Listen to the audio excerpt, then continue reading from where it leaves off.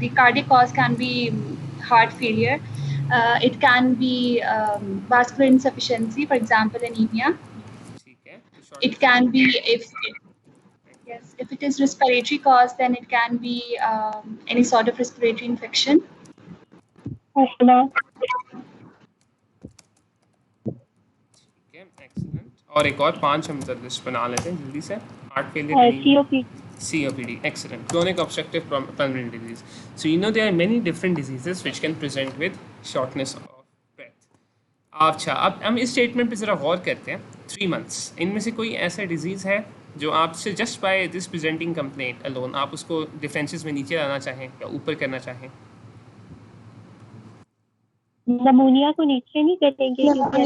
बिल्कुल, pneumonia has an acute presentation, तो हम उसको ज़रा नीचे कर देते हैं. Excellent. It's unlikely that this patient has pneumonia. तो आपके पास ये पेशेंट अगर आया है OPD में, how will you proceed with this patient? What would you like to do first? First of all, we would ask the history. Excellent, a relevant history. What are the questions you should ask this patient? क्या क्या सवाल आप इनसे पूछेंगे? Is it exertional shortness of breath, and is there a specific time of the day? Orthopnea, dyspnea के बारे में पूछेंगे. ठीक है, excellent. तो What are the exacerbating factors? Excellent. Or relieving factors? Orthopnea, PND factors मैं लिख देता हूँ. और कुछ पूछना चाहेंगे? Associated symptoms. Associated symptoms. Excellent. What can be the associated symptoms?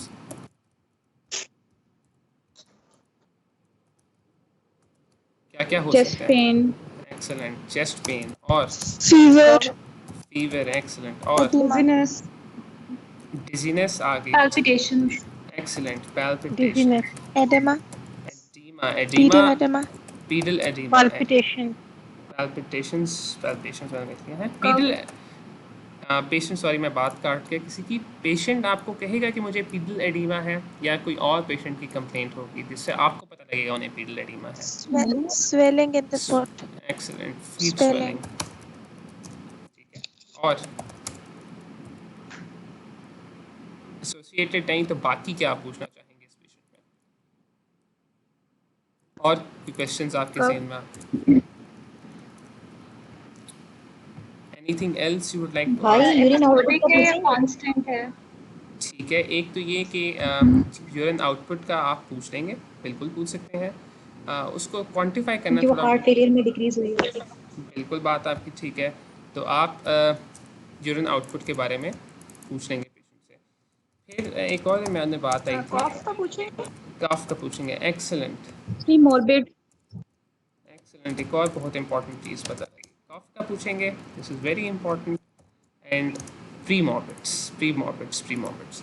अच्छा, जब नॉर्मल आप एक हिस्ट्री लेते हैं ना वार्ड्स में भी, जब आप लेना शुरू करेंगे इंशाल्लाह, तो always remember following demographic details in the presenting complaint. Always ask about premorbids, then move on to the detailed history. तो प्री-मॉर्बिड्स में आप किस चीज़ के बारे में वेरी हैं इस पेशेंट में? क्या आपके ज़हन में है? Diabetes, hypertension. और कोई? एलर्जी तो नहीं है इसको, अस्थमा के अगर हम सोचें तो. ठीक है, एलर्जी. एक्सेलेंट. और कोई? एक और हम पढ़ भी चुके हैं, ट्यूबरक्लोसिस. हमने अभी पढ़ा भी है. MI, coronary artery disease. Excellent. ठीक है. So these are some of the questions which you should ask a normal patient. Some of, सारे नहीं है, but काफ़ी आप ज़्यादा आपने बता दी, तो हम इनके साथ काम करते हैं. Let's say that this patient whom we are assessing, he has these pre-morbids. मैं एक इनमें से दो निकाल देता हूँ. ठीक है. His shortness of breath is exertional. Orthopnea is present. PND is present. Factors which exacerbate climbing stairs. No associated chest pain, fever, sometimes dizziness, palpitations नहीं है, feet swelling है. Cough is not present for the sake of simplicity. और फिर हम उसके urine output के बारे में पूछ लेते हैं कि आपको पेशाब ठीक आता है, तो patient is does not know या he does not understand the question. Just based on this history, जो आपने ऊपर एक लिस्ट बनाई थी डिफरेंशियल्स की, which of these is your provisional diagnosis right now? Left heart failure. Heart failure. Heart failure. Heart failure. Heart failure. ठीक है. So you're thinking that this patient is heart failure and you've taken a very brief history. थोड़ी सी insufficient भी है, इसको हम बाद में augment करेंगे, but you've taken a brief history. After history, what would you like to do in this patient? Examination. Excellent. So you will proceed with an examination. आप एक examination आप एक patient का करते हैं, तो what is the normal sequence of examination? General physical examination, then systemic. Then systemic. Excellent. तो GPE जब आप करते हैं, तो what do you look in the GPE?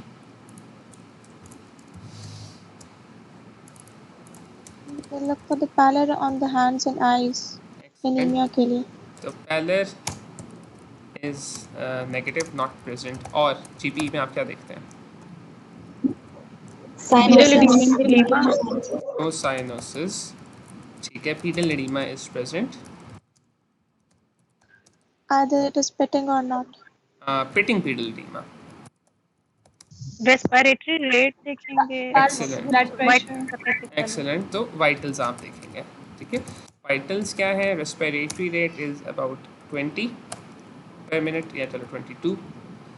BP is 110/70. ठीक है. Pulse is 95 per minute and fever is afebrile. ठीक है. GPE में more or less यही चीज़ें हैं. Central cyanosis, jaundice वगैरह देख लेते हैं. No jaundice. Systemic या relevant examination में क्या देखेंगे? CVS और रेस्पो को देखेंगे. एक्सीलेंट. तो CVS और रेस्पो में क्या स्टेप्स होते हैं एग्जामिनेशन के जब आप चेस्ट को एग्जामिन करते हैं? Inspection, palpation, percussion, auscultation. Excellent. तो दीज आर द 4 स्टेप्स आपको हैं. अच्छा, 4 स्टेप्स हैं.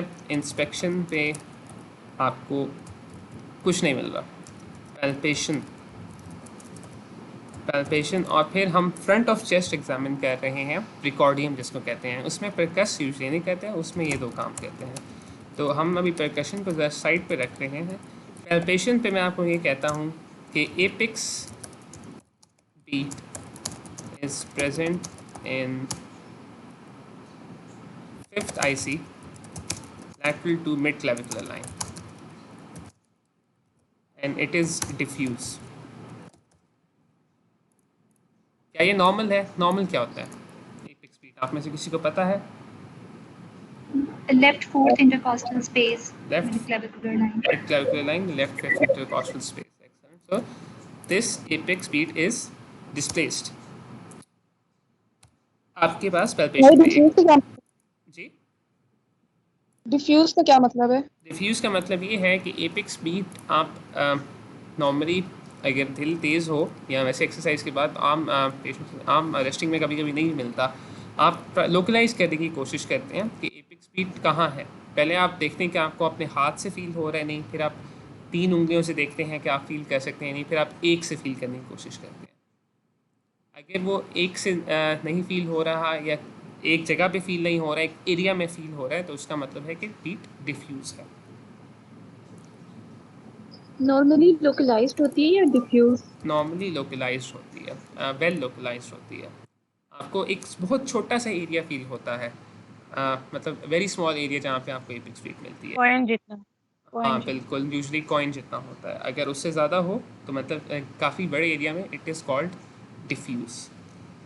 ठीक है. ये अब आपकी फाइंडिंग्स थी इस पे पैल्पेशन पे. अब ऑस्कल्टेशन की फाइंडिंग्स जो है ना वो हम सुनते हैं और वो मैं कोशिश करूँगा कि आपको सुनाई जाए. पहले क्या सुनना चाहेंगे, पेशेंट का हार्ट या पेशेंट की breath sounds? Heart. Breath sounds. Breath sounds, heart. चलो दोनों ही सुन लेंगे. पहले आप पेशेंट की लंग्स ऑस्कल्टेट करते हैं. तो जब आप पेशेंट की फ्रंट से लंग ऑस्कल्टेट कर रहे हैं लोअर फील्ड्स में, तो आपको ये सुनाई दे रहा है.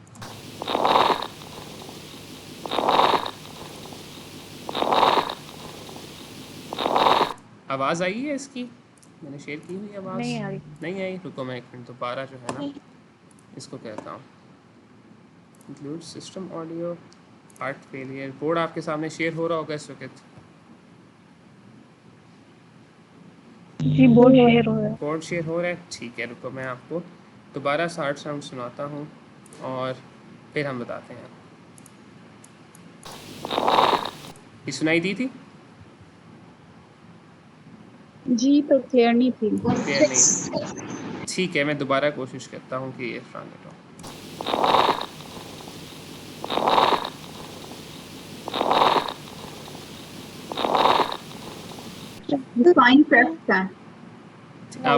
आवाज़ सुनाई दे रही थी ना सही तरह इन सीक्वेंस? Yes fine. ठीक है। ये तो एरिया अभी एक और मैं आपको साउंड सुना के देता हूँ और ये नॉर्मल है। इसको ज़रा आप गौर से सुने और फिर कंपेयर करेंगे।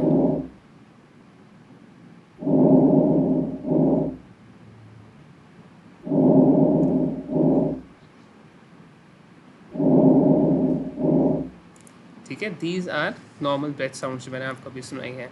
आप ये दोबारा एक बार साउंड सुने जो इस पेशेंट में आपको सुनाई दे रही थी।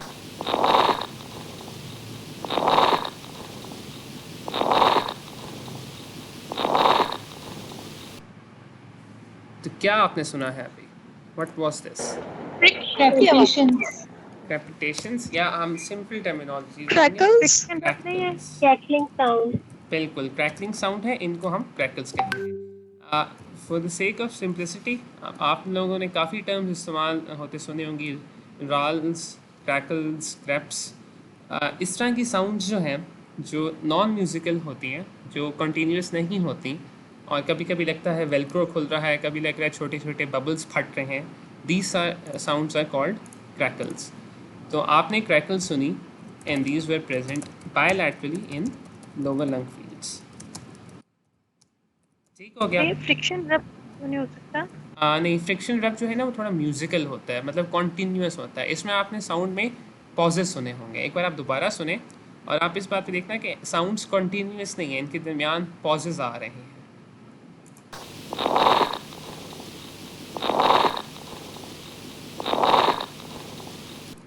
डिस्क्रीट साउंड्स हैं ढेर सारी और उनमें पॉज आता है। फ्रिक्शन रब ऐसा होता है जैसे आप दो शीशे ना आपस में रगड़ रहे हों, उस तरह की आवाज़ आती है उसकी, तो एक कंटिन्यूस साउंड आती है। तो आपने क्रैकल सुने। अब इस पेशेंट के हार्ट को एक बार ऑसिलेट करते हैं। पहले मैं आपको हार्ट साउंड सुनाऊंगा इस पेशेंट की, फिर हम नॉर्मल वाली सुनेंगे, फिर हम दोबारा एक बार इस पेशेंट की हार्ट साउंड।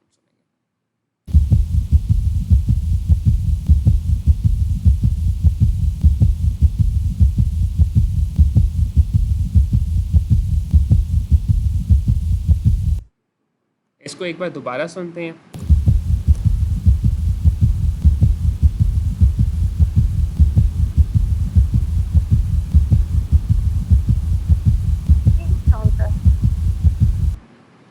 ठीक है, अब एक बार नॉर्मल हार्ट साउंड सुने। अब मैं आपको नॉर्मल दोबारा सुनाता हूँ।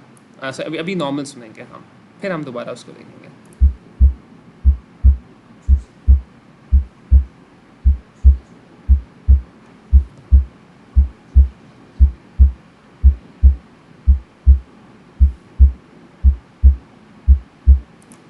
ठीक है, दीज वर नॉर्मल साउंड्स। अब एक बार दोबारा इसको सुनेंगे।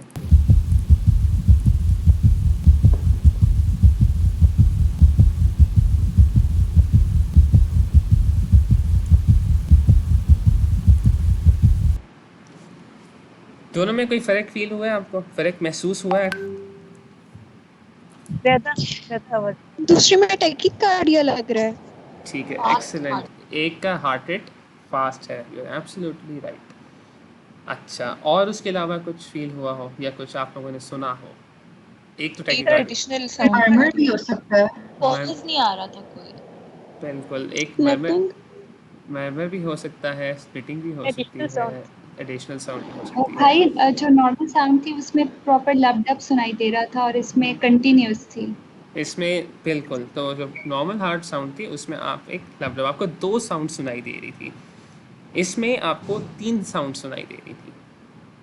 ऐसे ही है, किसी को तीसरी साउंड सुनाई दी है, एक बार दोबारा मैं आपको सुनाता हूँ, आप गौर करना कि 3 साउंड सुनाई देंगी, ठीक है, 3 साउंड सुनाई देंगी, फिर हम कहते हैं, अब बस आप इतना गौर करना है कि तीसरी साउंड है या नहीं, फिर हम उसके कैरेक्टर्स पे थोड़ा सा आएंगे।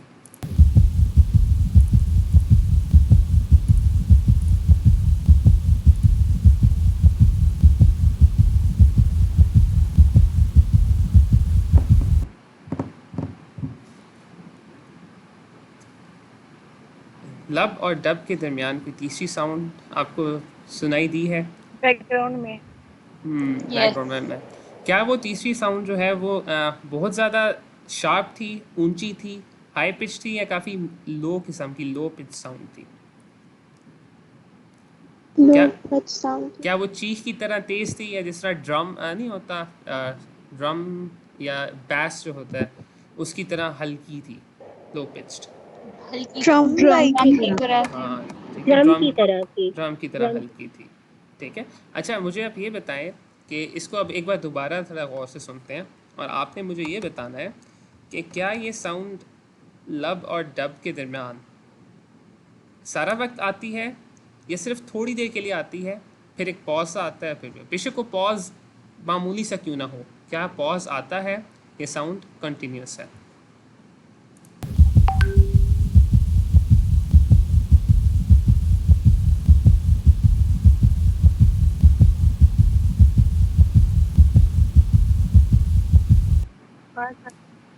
पॉज आता है। पॉज आता है, पॉज है, ठीक है। तो अब आपको एक पॉज भी मिला है और आपको एक सॉफ्ट पिच साउंड भी मिली है। अब आपने इस साउंड को दोबारा सुनना है, और मैं एक लफ्ज़ लिख रहा हूँ सामने, ठीक है। आपने कोशिश करना है कि इसके सिलेबल्स के अगेंस्ट आप इस साउंड को बैलेंस करें। केंटकी, केंटकी, ठीक है, बहुत ऊंचा इसीलिए नहीं बोलना, दिल में ही बोलना, और आप देखना कि क्या इस साउंड के सिलेबल्स का जो रिदम है, केंटकी केंटकी केंटकी, उस पर ये रिदम पूरा उतर रहा है या नहीं, ठीक है। इसको एक बार दोबारा सुनेंगे। मेरी आपकी आवाज़ कट गई थी।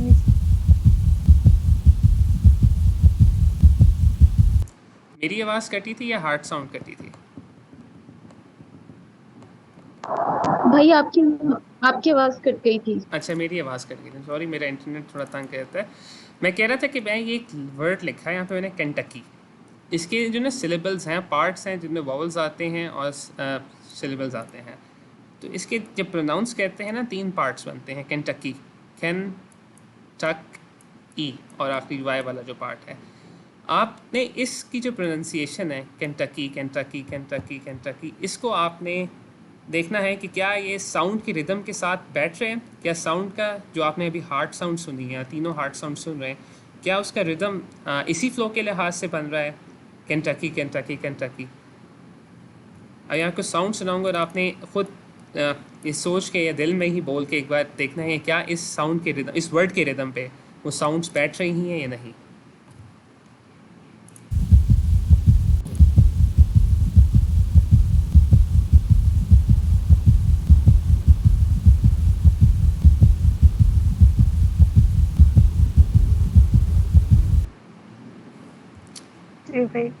बैठ रही है, जी, सिलेबस के अकॉर्डिंग है, सिलेबल्स के अकॉर्डिंग है, ठीक है। तो what does this patient have then?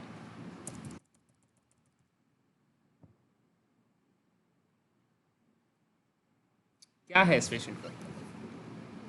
आपने एक एक्स्ट्रा हार्ट साउंड सुनी जो सॉफ्ट थी, लो पिच्ड थी, और वो S1 और S2 के दरमियान थी और कंटिन्यूस नहीं थी। This soft pitched sound between S1 and S2, जो लब डब के दरमियान एक ऐसे लग रहा है जैसे ड्रम हल्का सा बज रहा है, दैट साउंड वाज S3, ठीक है। जो आपने दरमियान में एक साउंड सुनी है, that was S3, and the whole rhythm of the patient, जो अभी आपने बनाया है एक वर्ड के अगेंस्ट, इसको मतलब देखा है कि उस पर बिल्कुल रिदम बैठ रहा है। What is this rhythm called? Gallop rhythm. Gallop rhythm. Okay, this is a gallop rhythm, and because S3 is present, this is an S3 gallop.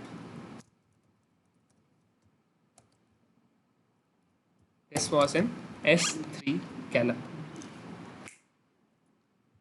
तो आपने अभी क्रैकल सुने और आपने S3 गैलप सुना। ठीक है, गैलप को सबसे इजी तरीके से आइडेंटिफाई करते हैं कि तरीका है कि एक तो आप देखें कि कोई एक्स्ट्रा आपको लग रहा है दरमियान में कुछ आ रहा है या नहीं। अगर आ रहा है तो टाइमिंग करनी पड़ती है कि क्या वो सिस्टोलिक है डायस्टोलिक, लेकिन इस तरह डिवाइस के ऊपर तो मुश्किल हो जाता है। फिर आप ये देख लें कि साउंड हार्श है या सॉफ्ट है। सॉफ्ट साउंड जो है वो स्टेथोस्कोप के किस पार्ट से सुनाई देती है? अच्छी सुनाई देती है बेल बेल। से। एक्सीलेंट। तो ये बेल से काफ़ी अच्छी सुनाई देगी। हमने डायफ्राम से ये सुना है ये जो थी, लेकिन बेल से भी काफ़ी अच्छी सुनाई देती है। और आपने जो इसकी केडेंस है, जो फ्लो है साउंड रिदम का, हार्ट साउंड का, वो आपने देखा है कि केंटकी के ऊपर पूरा बैठ रहा है। और जब भी आप S3 सुनेंगे तो it will always fall on this flow, Kentucky Kentucky Kentucky. This is running horse की तरह। रनिंग हॉर्स की तरह, बिल्कुल। अब रनिंग हॉर्स थोड़ा सा मुश्किल हो जाता है तो इसको सिमुलेट करना या किसी तरह सोचना, लेकिन ये एस केंटकी आप बोलेंगे, आप दिल में बोलते रहेंगे, आप हार्ट साउंड सुनेंगे, अगर S3 है तो it will completely fall in place. This patient had an S3। तो आपने इस पेशेंट की हिस्ट्री ले ली, आपने इस पेशेंट को एग्जामिन कर लिया। What is your clinical diagnosis? Heart failure. This patient has heart failure. Excellent. So clinically आपको पता लग गया कि इस पेशेंट को हार्ट फेलियर है। हिस्ट्री हो गई, एग्जामिनेशन हो गई। हिस्ट्री और एग्जामिनेशन के बाद क्या करते हैं? इन्वेस्टिगेशन। एक्सीलेंट। भाई इन्वेस्टिगेट क्रैकल्स की ठीक है, इन्वेस्टिगेशन से पहले क्रैकल्स का क्या करें? क्रैकल्स की क्या रीजन हो सकती है? क्रैकल्स की क्या रीज़न हो सकती है? ठीक है, अच्छा, मुझे लगा कोई दरम्यान में बोला है। क्रैकल्स की क्या रीज़न हो सकती है? क्रैकल्स तब पल्मोनरी एडिमा। एडिमा। ठीक है, बिल्कुल ऐसे ही होता है। क्रैकल्स तब आते हैं। फ्लूइड क्योंकि बिल्डअप हो रहा है इसलिए। आई एम सॉरी, मुझे समझ नहीं है क्या बोला आपने। मैं ये कह रही थी कि क्योंकि फ्लूइड बिल्डअप हो रहा है तो प्रॉब्लम इस वजह से बिल, क्रैकल्स सुनाई दे रहे हैं। बिल्कुल ऐसे ही है। क्रैकल्स जब भी आपको लंग्स में सुनाई दें तो always think fluid. That fluid can be in the form of normal fluid, मतलब जो सीरम होता है। It can B form of blood, it can be in the form of पस। नॉर्मल फ्लूइड या सीरम हमने देखा किस कंडीशन में आ रहा है लंग्स के अंदर?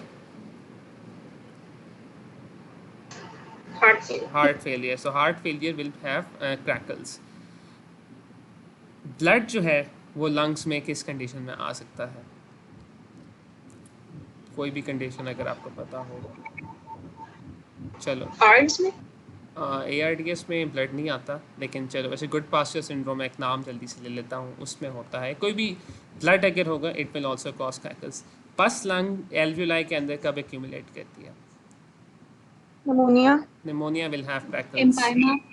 एम्पाइमा में एल्वुलाई के अंदर पस नहीं होती, प्लूरल स्पेस के अंदर पस होती है। ब्रोंकिक्टेसिस। एक्सेलेंट। ब्रोंकिक्टेसिस में purulent sputum जमा होता है, it can have crackles. So whenever there is fluid in the alveoli and air travels through that fluid, you will hear crackles. ठीक है, this is the reason for the presence of crackles in this patient. तो आपके पास clinically you have a diagnosis of heart failure. आपको पता लग गया कि history है आपकी सग्जेस्टिव है, examination findings are very suggestive. However, investigations कराते हैं और करनी भी होती हैं। तो what are the investigations you would like to perform in this patient?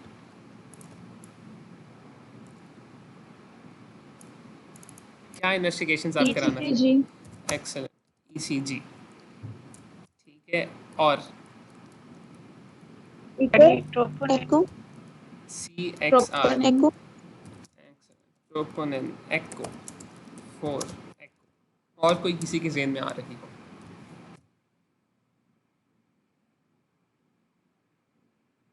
Angio, CT angio. CT angio। Excellent। और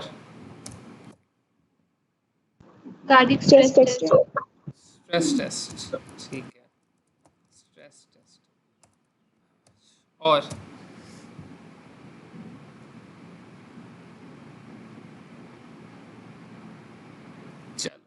हम इसको इधर ही रखते हैं।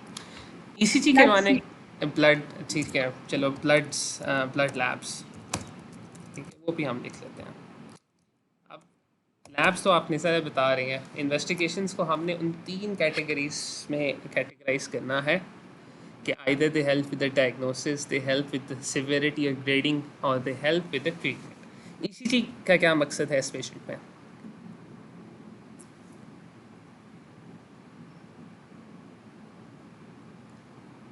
अगर heart failure secondary to MI develop हो तो चेंजेस आ सकते हैं। Excellent, secondary to MI develop हो तो चेंजेस आ सकती हैं। इस पेशेंट में पास्ट हिस्ट्री है सीएडी की, लेकिन फैक्टर्स में there is no chest pain. What will you expect to find in such a patient? उसकी ईसीजी में आपको क्या मिलेगा? जल्दी जल्दी बताना है, फिर से स्लो हो गए हैं। उसको भी तो डायबिटीज है, बिल्कुल डायबिटीज। ईसीजी पे हो कुछ।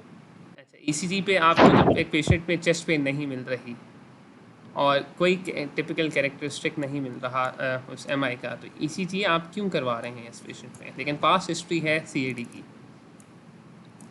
ईसीजी पे क्या मिल सकता है आपको? चलो क्यों को छोड़ो, क्या मिल सकता है आप ये बताओ।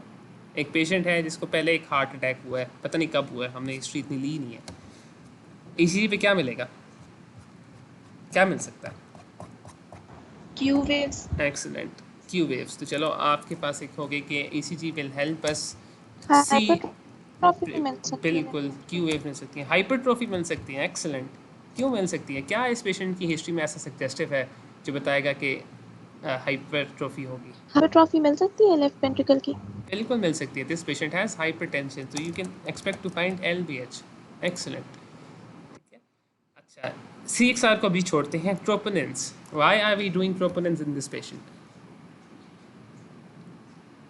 नहीं करवाने चाहिए, जरूरत नहीं है। नहीं कराने चाहिए, ज़रूरत नहीं है। If you suspecting myocardial infarction, the first investigation is ECG.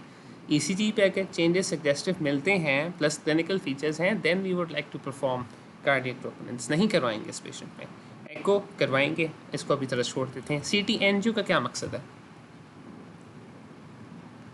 Why would you like to perform CT angio in this patient? की आवाज ब्लड वेसल में कोई भी प्रॉब्लम नहीं है। बिल्कुल, कोरोनरी आर्टरी की चेक करेंगे ना। कोरोनरी आर्टरी चेक करेंगे। अच्छा, मेरी आवाज़ सारों के लिए कट रही है, सिर्फ मुझे एक स्टूडेंट की आवाज़ काफ़ी वो कट के आई है, वो कह रही है आवाज़ वही कट रही है, कट रही है, इंटरमिटेंटली कट रही है। इंटरमिटेंटली कट रही है।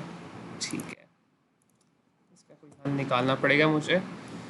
चलो कल मैं इसका देखता हूँ। आज जब कट जाती है ज़्यादा तो आपने बता देना है, लेकिन थोड़ा सा गुजारा करना पड़ेगा। अच्छा, सीटी एनजीओ हमने किस इन्वेस्टिगेशन किस हमने देखी थी डिजीज़ के लिए? हमने किस डिजीज़ की इन्वेस्टिगेशंस में सीटी एनजीओ देखा था? या acute coronary syndrome. Acute coronary syndrome में सीटी एनजीओ कराया था, या उससे पहले हमने कुछ पढ़ा था उसमें कराया था? एंजाइना में भी करवाया, एंजाइना में करवाया था। एक्सीलेंट। तो क्या इस पेशेंट को एंजाइना की कोई फीचर्स हैं? क्या इस पेशेंट में चेस्ट पेन है जो रेस्ट पे ख़त्म हो जाती है, और वो कोई नहीं है। तो इस पेशेंट में आप सीटी एनजीओ नहीं करवाएंगे, because for investigation of angina आप करवाते हैं, और वो भी एटिपिकल एंजाइना। स्ट्रेस टेस्ट, एक पेशेंट आपके जी पूछें। कोरोनरी आर्टरी डिजीज की हिस्ट्री है ना उसमें? बिल्कुल है, ये भी नहीं करवाना चाहिए। फिर देखो, अगर एक पेशेंट है जिसको एमआई हो चुका हुआ है या काफ़ी हिस्ट्री सजेस्टिव है, और टिपिकल एंजाइना अगर टिपिकल एंजाइना की हिस्ट्री देता है, तो फिर कौन सी इन्वेस्टिगेशन सबसे अच्छी रहेगी ऐसे पेशेंट में कोरोनरी आर्टरी डिजीज़ की वैल्यूएशन के लिए? एंजियोग्राफी। Angiography, excellent. आप एंजियोग्राफी कराएंगे अगर इस पेशेंट में ज़रूरत पड़ती है, ठीक है। सीटी एंजियो नहीं करवाएंगे। और एंजियोग्राफी की भी कुछ इंडिकेशन से ज़रूरतें हैं, वो अभी हम आगे जाके देखेंगे किस सबसेट में आपने एंजियोग्राफी करानी है, ठीक है। तो सीटी एंजियो नहीं कराएंगे।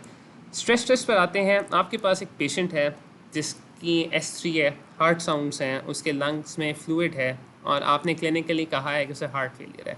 अगर आप ऐसे पेशेंट को एक्सरसाइज करवाएंगे या उस पेशेंट को स्ट्रेस में डालेंगे तो क्या होगा? डिटीरियोरेट हो जाएगा, हार्ट फेलियर वर्सन हो जाएगा, एक्यूट हार्ट फेलियर डेवलप हो जाएगा। क्या आप इस पेशेंट में स्ट्रेस टेस्ट करवाएंगे? नो।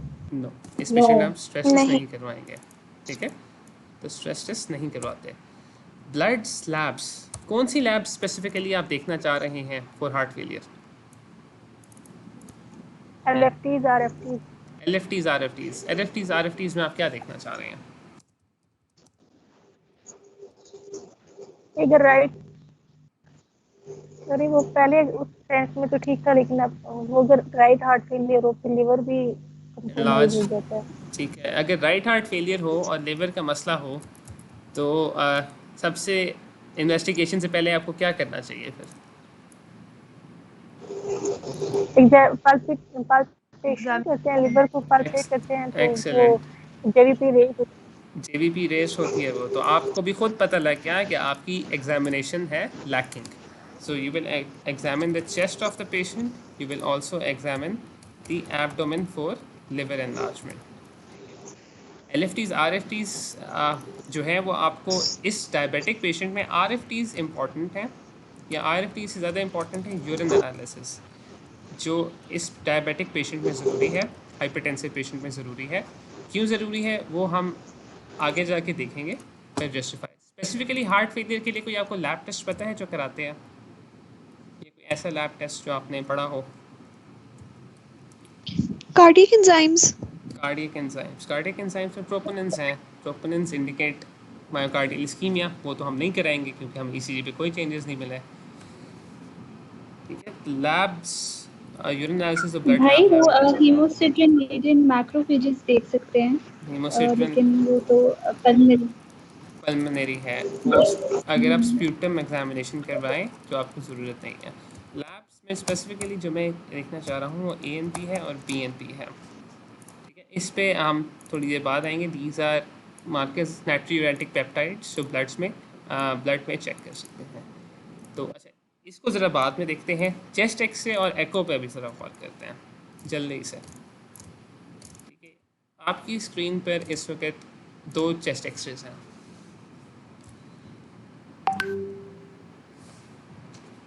इनमें से कौन सा चेस्ट एक्सरे नॉर्मल है और कौन सा चेस्ट एक्सरे एबनॉर्मल है? राइट पर एबनॉर्मल है, लेफ्ट राइट इज नॉर्मल। कौन सा नॉर्मल है? राइट से आप राइट लेफ्ट, हम इसको लेफ्ट कहेंगे और इसको राइट कहते हैं। कौन सा नॉर्मल है इनमें? जी लेफ्ट में भी, तो राइट कह रही थी, लेफ्ट। ठीक है, लेफ्ट वाला, ठीक है, लेफ्ट वन इज नॉर्मल, तो right one is not normal. अब ECG पे थोड़ा सा गौर, इस एक्सरे पे सॉरी थोड़ा सा गौर करेंगे और देखेंगे कि एबनॉर्मेलिटी कहाँ कहाँ है और क्या क्या है। ठीक हो गया? कार्डियोमेगली। एक्सीलेंट। तो कार्डियोमेगली में है। What is cardiomegaly? How do you define cardiomegaly on ECG? Sorry, ECG कह रहा हूँ, chest X-ray. Cardiac shadow should be on the one side. On the one side or cardiac, ठीक है, cardiothoracic ratio, excellent. तो you take the ratio of the complete thorax और इसका जो है ना 50% आप निकाल लेते हैं। If the cardiac shadow is greater than 50%, it means that there is cardiomegaly. So one finding very well picked up is cardiomegaly. So this patient has cardiomegaly. और कुछ आपको लग रहा है कार्डियोमेगेली के अलावा कि इस में खराबी है, कोई गड़बड़ है? वेसल्स कंजेस्टेड लग रही हैं। एक्सीलेंट। तो अगर हम इन दो एरियाज़ में मार्क करता हूँ, इनको आपने गौर से ज़रा देख लेना है। Air is black in chest x-ray, ठीक है, and if something is white it means that it is not transparent, it is opaque. जो एक्सरेज हैं उसमें पास नहीं कर पा रही। तो let's compare this area and let's compare this area. Right वाले में इट्स मोर ब्लैक, लेफ्ट वाले में इट्स मोर व्हाट, वाइट या ब्लैक? वाइट हुआ है। अब इसको ज़रा हम थोड़ा सा और गौर से देखते हैं। तो एक तो हमें ये नज़र आ रहा है कि there is a general whiteness over here, और दूसरा कि we can see some specific lines moving. ठीक है, इस तरफ भी अगर हम देखें तो इस तरफ भी देख रहे हैं, एक लाइंस भी है और एक बैकग्राउंड वाइटनेस है। ठीक है, या शायद वो लाइंस की वजह से की है, चलो उसको हम बैकग्राउंड को छोड़ देते हैं, लाइंस की बात करते हैं। दीज लाइंस आर व्हाट, क्या है ये स्ट्रेट लाइंस या जिनके अंदर कोई ओपेक मटेरियल जो है वो लंग्स के अंदर रन कर रहा है? What are these lines? Pulmonary vessels, excellent. So blood vessels. So these pulmonary vessels आपने अभी normal के साथ compare किया कि in the normal X-ray you cannot see those pulmonary vessels as much as you can see here. This is pulmonary congestion. So you have seen now cardiomegaly, you have seen pulmonary congestion. उसके अलावा कुछ और? bronchioles क्यों नहीं हो सकती? ये bronchioles क्यों नहीं हो सकती? अच्छा, bronchioles के अंदर क्या होता है? एयर होती है, अगर उनके अंदर एयर फील हो जाए तो भी ऐसी दिखनी चाहिए। हाँ, देखो, अच्छा, ब्रोंक्यूल्स के अंदर नॉर्मली जो है ना वो एयर होती है। Air is opaque. अगर आप एयर देखोगे तो ब्रोंक्यूल्स के अंदर एयर होती है। एयर कैसी नज़र आती है? डार्केंड। तो ये आपको एयर नज़र आ रही है। एक ब्रोंकस आपको ब्रोंक्यूल से बड़ा ब्रोंकस होता है, जब उसके अंदर एयर होती है तो वो ऐसा नज़र आता है। और ब्रोंकस से बड़ा होता है ट्रेकिया, 2 ब्रोंका होते हैं ट्रेकिया। जब ट्रेकिया में नॉर्मली एयर होती है तो ट्रेकिया ऐसी नज़र आती है, ब्लैक। अगर कोई और चीज़ फ्लूइड फिल हो इनके अंदर तो बिल्कुल वो डिफरेंट नज़र आएगी, लेकिन हमें क्लिनिकल एग्जामिनेशन पे कोई ऐसा स्टिग्मा नहीं मिला कि there might be something different. और इनके अगर फ्लूइड आ जाए तो वो कंसोलिडेशन होती है और वो पूरा जो है ना एरिया वाइट हो जाता है। ऐसे नहीं होता कि सिर्फ स्मॉल वाइट लाइंस नजर आए।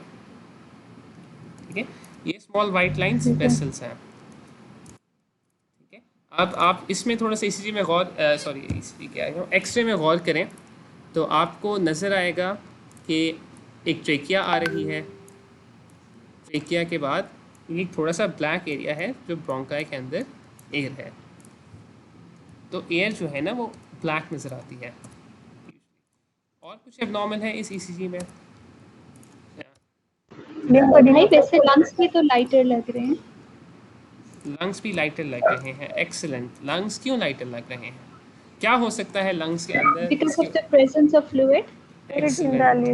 बिल्कुल, प्रेजेंस ऑफ फ्लूइड। अब लंग्स में फ्लूइड ना 2 तरह से हो सकता है। It can be present in the interstitium और it can be present in the alveoli. आपको पता है कि जो लंग्स होते हैं उसमें एक वेसल होती है, ये दरमियान में एक इंटरस्टिशियम होता है, and then there are these large alveoli. तो जब प्रेशर बढ़ेगा तो नंबर 1 इधर से इधर फ्लूइड जाएगा, दिस इज इंटरस्टिशियम, फिर इंटरस्टिशियम से एल्वियोलाई आएगा। तो जो डिफ्यूज वाइटनेस होती है वो तब होती है जब इंटरस्टिशियम में फ्लूइड हो, और लोकलाइज्ड एरियाज आपको वाइटनेस के तब मिलेंगे जब एल्वियोलाई के अंदर फ्लूइड हो। अब हम इस एक्सरे को कंपेयर करते हैं ज़रा नॉर्मल के साथ, और मैं आपसे कुछ चीज़ें पूछूंगा। चल, इसमें वेसल्स काफ़ी ज़्यादा हैं। इस एरिया को ज़रा कंपेयर करें, इस एरिया को दोनों तरफ।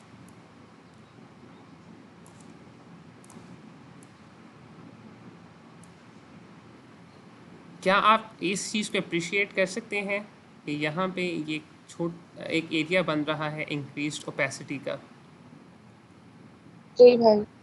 उसी तरह मुझे ये ब्रोंकाई नज़र आ रही हैं, इनकी ब्लैकनेस नज़र आ रही है, लेकिन उनके आगे और इर्द गिर्द भी एक एरिया सा बन रहा है ओपेसिटी का। आपको ये डिफरेंस दोनों में नज़र आ रहा है in the normal x-ray and in this x-ray? Yes. ठीक है, this is a typical appearance of a bat wing. इसे कहते हैं बैट विंग अपीयरेंस। दरमियान से ऐसे लग रहा है जैसे 2 चमगादड़ के पर निकले हैं। दिस इज कौन सा एडीमा? बैट विंग अपीयरेंस है ये। This is which type of oedema? Alveolar oedema. तो आपने अभी इस पेशेंट में देखा कि एल्वियोलर एडीमा भी है। Secondly, let's compare this part, इस पार्ट को कंपेयर करते हैं इन दो में। लेफ्ट वाला जो है वो ज़्यादा ओपेक है कंपेयर टू द राइट, या राइट ओपेक है? लेफ्ट वाला ज़्यादा ओपेक है। और ये डिफ्यूजली ओपेक है. This is interstitial pulmonary oedema over here. तो इस पेशेंट में पल्मोनरी एडीमा है, post alveolar pulmonary oedema meaning fluid in the alveoli which appears as a bat wing appearance. Centre वाले एरियाज में कुछ मतलब बाउंड्रीज आप हल्की फुल्की डिमार्केट कर सकते हैं. This patient has interstitial oedema, fluid in the interstitial spaces which causes this diffusely या overall opacity.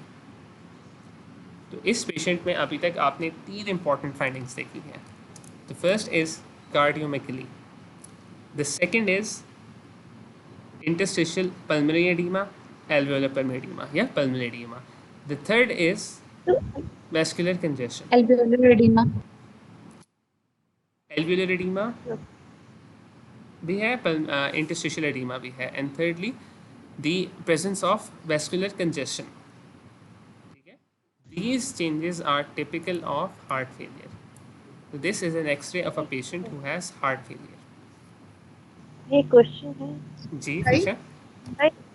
ये अल्वियोलर तो पूरे लंग होते हैं, लेकिन सिर्फ हम बैट विंग वाली रीजन में क्यों लोकलाइज कर रहे हैं कि अल्वियोलर एडिमा हो गया? अच्छी, आपने अच्छा सवाल किया, वहाँ पे क्यों लोकलाइज कर रहे हैं. ये स्टार्ट सेंटर से होता है, और ये स्टार्ट सेंटर से क्यों होता है ये मुझे खुद नहीं पता. दरअसल होता है ये ना कि जो नॉर्मल प्रेशर्स होते हैं उनकी कुछ लिमिट्स होती हैं. नॉर्मल पल्मोनरी प्रेशर जो होता है वो काफ़ी कम होता है. जो एल्वियोलर एडीमा है वो 25 से 30 मिलीमीटर्स के ऊपर आता है. इससे थोड़ा कम होगा. पहले इंटरस्टिशियल, जिसमें इस डायग्राम में हमने देखा था, फ्लूइड पहले इंटरस्टिशियल में आएगा फिर एल्वियोलाई में आएगा. तो जब ज़्यादा होगा तो इतना एल्वियोलाई में होगा, जब रेंज इतनी होती है तब इंटरस्टिशियल में आता है, और जब इससे कम होती है -20 तो सिर्फ वैस्कुलर कंजेशन होती है. ये मुझे इस वक्त पक्का याद नहीं है, मैं कंफर्म कर लूँगा, लेकिन इसका कहने का मकसद ये है कि as the pressure rises in the pulmonary vessels due to the back flow, तो ये चेंजेस आती हैं. पहले वेसल्स कंजेस्ट होती हैं, उसके बाद फ्लूइड इंटरस्टिशियम में जाता है, फिर फ्लूइड हो जाता है. अब ये चेंजेस सेंटर से स्टार्ट होती हैं, ये मुझे नहीं पता क्यों होती हैं.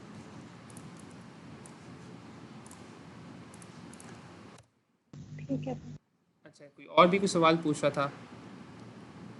भाई जो हम लोग कह रहे हैं कि कार्डियोमेगाली इसमें है, तो ये कार्डियोमेगाली एक्सरे पे बस सजेस्टिव होती है, या हम इसको कहते हैं कि अच्छा ये कंफर्म हो गई है, कंफर्म इको पे नहीं होगी?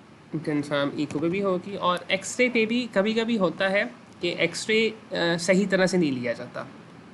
सही तरह से मुराद ये है कि पेशेंट की छाती बिल्कुल जो है ना उसके साथ नहीं लगी होती सही तरह से, तो वो ऐसे लगता है कि जैसे हार्ट बड़ा हुआ है लेकिन एक्चुअली बड़ा हुआ नहीं होता. तो वो आप एक्सरे जब आप रीड करेंगे, करना सीखेंगे, मैं कोशिश करूँगा कि रेस्पिरेटरी में उसको भी टच कर लें, तो तब आपको समझ आएगी कि एक्सरे ठीक है या नहीं. अगर ये एक्सरे ठीक है, ये वाला एक्सरे ठीक है जो आप देख रहे हैं, तो फिर ये कार्डियोमेगाली है, दिस इज़ प्रेजेंट. और इस कार्डियोमेगाली की फिजिकल एग्जामिनेशन पे आपको क्या फाइंडिंग मिली थी जो आपकी इस चेस्ट एक्सरे के साथ को रिलेट कर रही है? वो जो मिड क्लेविकुलर, बिल्कुल हार्ट साउंड भी कह रही थी, लेकिन जो मोर इम्पोर्टेंट चीज़ है वो डिस्प्लेस्ड इम्पल्स था, एपिक्स बीट था. तो इसमें ये कंफर्म है. अगर इस चेस्ट एक्सरे की क्वालिटी सही ना हो तो फिर हो सकता है कि वो लगे कि कार्डियोमेगाली, लेकिन नहीं. लेकिन इसमें आपको फाइंडिंग्स भी मिल रही हैं और चेस्ट एक्सरे भी ठीक है, दिस इज कार्डियोमेगाली. तो these are the findings which you should expect to find in a patient of heart failure. इसको रखने का एक याद रखने का एक निमोनिक है ABCDE. A is alveolar edema, B gully B lines, cardiomegaly, dilated upper lobe vessels and pleural effusion. इस एक्सरे में प्लूरल एफ्यूजन नहीं है, वरना एंगल्स जो है वो ब्लंट हुए पे होते हैं. ब्लंटिंग से क्या मुराद है कि अंडर नॉर्मल सर्कमस्टांसिस आप एंगल को ट्रेस कर सकते हैं. If you look closely at the angle on both the right and left side, you are able to trace the angle. आप उसकी आउटलाइन एक शार्प मार्जिन में एंड कर रहे हैं. If the angles are blunted, it means that you would not be able to trace this sharp margin. एक roundedness आ जाती, it would have been rounded. तो as the angles are present, there is no pleural effusion.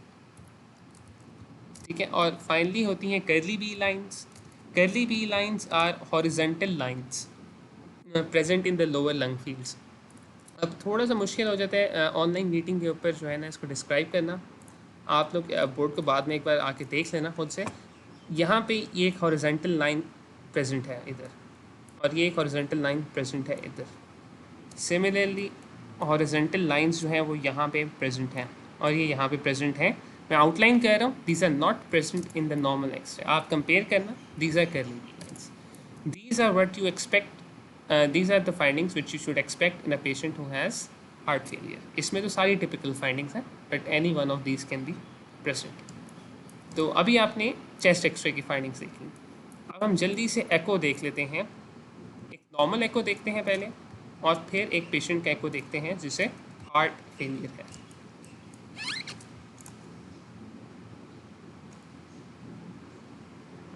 तो video load हो जाए।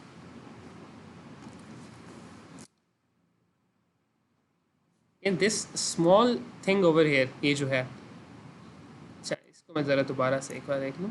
इसके different views होते हैं, but for the sake of simplicity this is the atrium. ठीक है, एट्रियम के साथ ये राइट एट्रियम है गालिबन, ये लेफ़्ट एट्रियम है, दरमियान में आप वॉल्व देख रहे हैं। ये वॉल्व आपको नज़र आ रही है, ये वाली जो मूव हो रही है,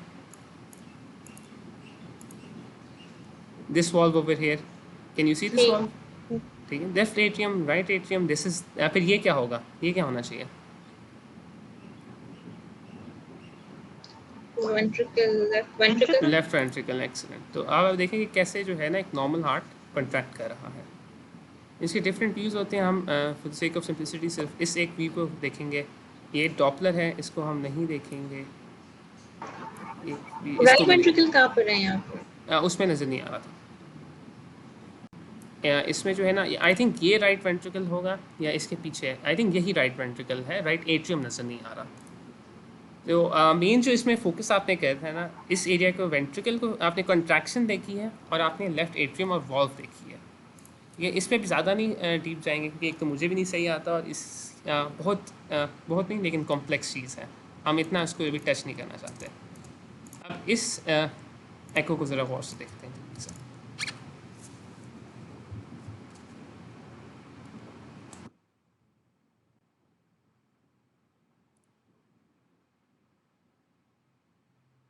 this is a colour Doppler. उसके बाद ये सामने एक गोला सा आ रहा है, दिस इज द वेंट्रिकल।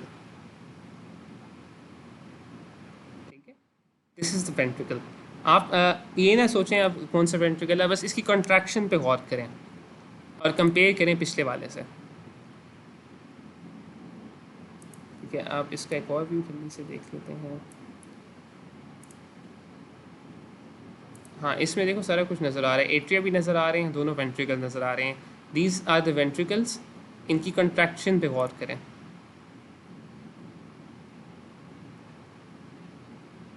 तो क्या आपको डिफरेंस नज़र आया है between these two echocardiograms, one normal and one of congestive heart failure? भाई साइज का डिफरेंस लग रहा है, साइज का डिफरेंस लग रहा है वेंट्रिकल्स का। अच्छा, इसको देखें, इस वेंट्रिकल की कंट्रैक्शन को देखें, इस वाले वेंट्रिकल की कंट्रैक्शन को देखें ज़रा गौर से। कंट्रैक्टिलिटी का डिफरेंस है। एक्सीलेंट, कंट्रैक्टिलिटी का डिफरेंस है जो मेन डिफरेंस आता है। ठीक है, और इस वाले वेंट्रिकल की हम कंट्रैक्टिलिटी को ज़रा दोबारा देखते हैं। इसमें व्यूज़ थोड़े रैपिडली चेंज हो रहे हैं तो इससे थोड़ा सा डिफ़िकल्ट हो रहा है उस एक व्यू को पॉज करना, लेकिन इसमें आप देखें वेंट्रिकल्स की कॉन्ट्रैक्टिलिटी। मैं दोबारा दिखाऊंगा, ये ऊपर ये वेंट्रिकल्स की कॉन्ट्रैक्टिलिटी देखें और इस तरफ वेंट्रिकल्स की कॉन्ट्रैक्टिलिटी देखें। तो इस आपने एको को आके दोबारा एक बार देख लेना है। The clear cut difference is between the contractility of the ventricles. तो हार्ट फेलियर में क्या हुआ है, वेंट्रिकल्स की कॉन्ट्रैक्टिलिटी डिक्रीज हुई है। That is one thing which you find out, और ये हमें बताती है कि हार्ट फेलियर है। सेकेंडली, हार्ट फेलियर से काफ़ी इंपॉर्टेंट पैरामीटर कैलकुलेट कर सकते हैं। वो क्या होता है जो डायग्नोसिस में हेल्प करता है?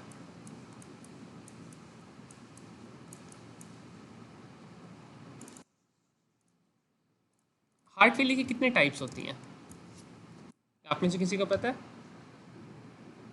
दो टाइप्स होते हैं, सिस्टोलिक एंड एक्सीलेंट। फॉरवर्ड और बैकवर्ड। राइट और लेफ्ट होती है। जो मैं सुनना चाह रहा था वो सिस्टोलिक और डायस्टोलिक। कैसे पता लगता है कि सिस्टोलिक डिसफंक्शन है या डायस्टोलिक डिसफंक्शन? रिजेक्शन सिम्प्टोमोलॉजी पे सिम्प्टोमोलॉजी पे, कॉन्ट्रैक्शन एको पे। सिम्प्टोमोलॉजी में आपको फॉर श्योर नहीं पता लग सकता। The diagnosis whether it's systolic or diastolic is made on echo. echo पे क्या देखते हैं? ejection fraction Excellent. ejection fraction जो है ना, that is the thing which we see. और ejection fraction हमें color doppler से पता लगती है, ठीक है? ये जो कितना blood ventricles pump out कर रहे हैं। तो echo जो है वो एक तो diagnosis में help करता है, confirm करता है। Second, it also tells you about the ejection fraction. तो आपने एक ECG देखा, ECG you saw left ventricular hypertrophy and Q waves. In chest X-ray you saw all of these changes, and in echocardiography ejection fraction को side पे रखते हैं, you saw decreased ventricular wall motion. What is your diagnosis, final diagnosis in this patient? Systolic heart failure. अगर ejection fraction मैं कहूँ it's 50, then क्या कौन सा हार्ट फेलियर होगा? डायस्टोलिक होगा फिर। ठीक है, और सिस्टोलिक होना चाहिए ना। ठीक है, डायस्टोलिक हार्ट सिस्टोलिक होगा, ठीक है। भाई तो आपने क्या कहा है, इजेक्शन फ्रैक्शन क्या है? इजेक्शन फ्रैक्शन होता ये है कि हार्ट के अंदर नहीं ना, नहीं वो तो मुझे पता है। आपने क्या कहा है कि रिड्यूस्ड है या इंक्रीज या नॉर्मल है? मैंने कहा कि इजेक्शन फ्रैक्शन इज 50%।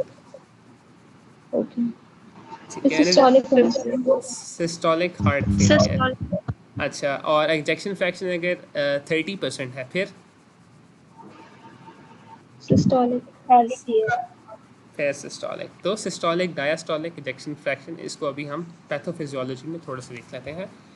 लेकिन उससे पहले डायग्नोसिस कैसे करते हैं। तो अभी तक हमने, जल्दी से मैं ब्रीफली ओवरव्यू करूँगा, हमने एक पेशेंट देखा, हिस्ट्री में जो इंपॉर्टेंट पॉइंट्स थे we have seen those, examination में जो इंपॉर्टेंट पर्टिनेंट फैक्ट्स थे वो हमने सारे देखे, स्पेशली ऑस्कल्टेशन हमने सुनी एंड एस्ट्रियल। Then we saw 2 important investigations which are useful in diagnosis. Clinically, when you have to make a diagnosis of heart failure, 3 conditions should be satisfied. HF, REF और PEF को आप छोड़ दें अभी।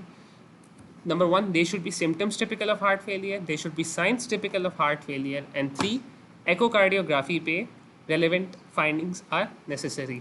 So as we have done all these 3, we are able to make a diagnosis of heart failure.